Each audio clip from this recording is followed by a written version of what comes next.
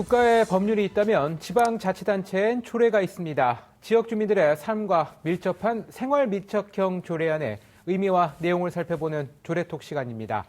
세상을 바꾸는 새로운 출발, 오늘 준비한 조례안은 바로 이겁니다.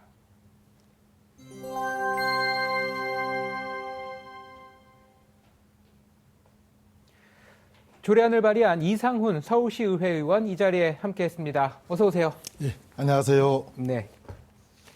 먼저 이 소위 제도권 교육을 벗어나는 이른바 학교 밖 청소년들이 한 해 한 수만 명에 달한다고 하는데요.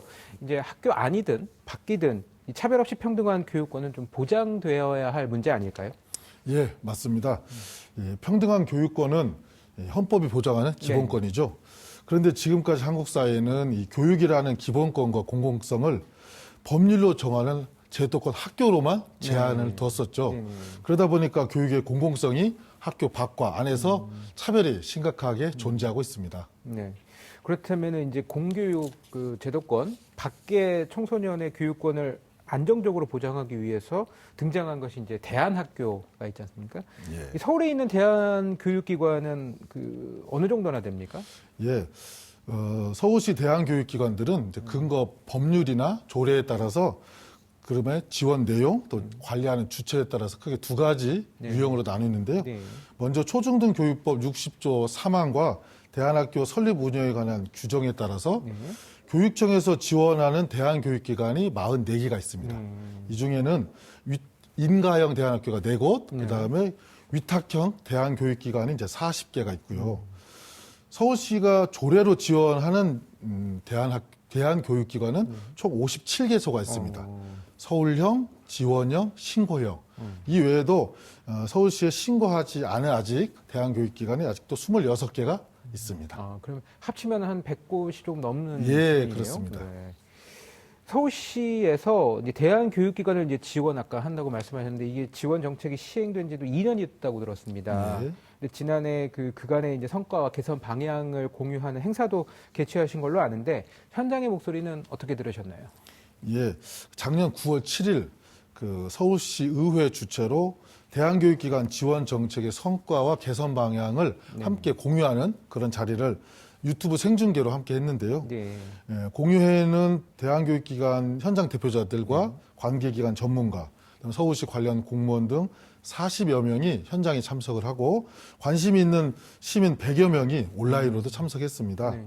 그 공유회를 통해 대안교육기관의 어떤 운영의 자율성 보장의 문제와 대안교육의 공공성 향상이라는 정책 목표가 매우 순조롭게 또 확보되고 있다는 것들을 확인할 수 있었고요.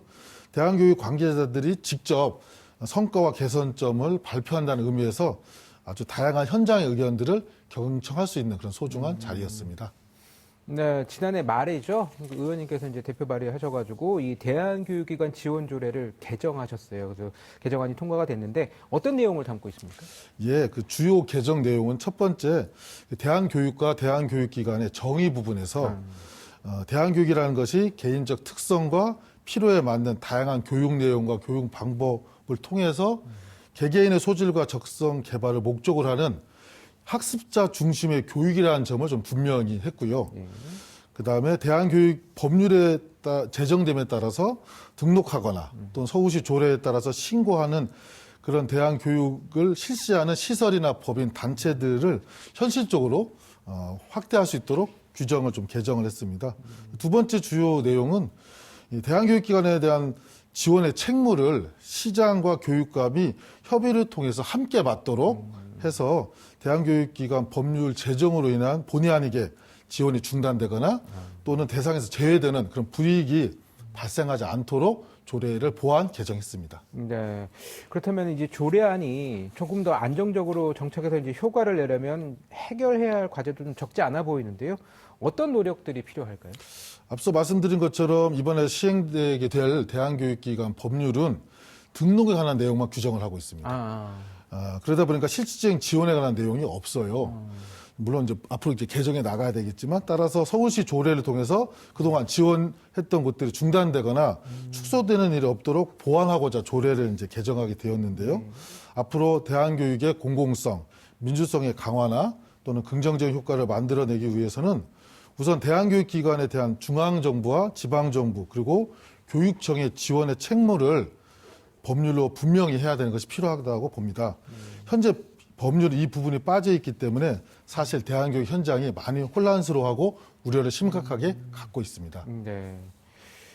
네. 그러면은 이제 의원님 말씀 한번 좀 나눠보자면 행정자치위원회에서 이제 의미 있는 활동들을 좀 많이 해오셨어요. 이제 남은 임기가 좀 얼마 남지 않았는데 어떤 부분들을 관심을 갖고 의정 활동을 해 나가실 예정이세요? 예, 이제 6월 말에 임기가 네. 이제 끝나는데 그 사이에 이제 대선과 지선이 지방선거가 있다 네. 보니까 그래도 이제 가능하다면 서울시에 45% 육박하는 그 저층 주거지가 있습니다. 그 주민들이 민간 협력과 주민 자체를 통해서 주거 환경을 개선하는 일뿐만 아니라 공동체적인 노력으로 스스로 문제 해결력을 키울 수 있는 저층 주거지 마을 관리소라고 하는 제도가 있는데 그것의 시범적인 실행 모델을 만들고 싶습니다.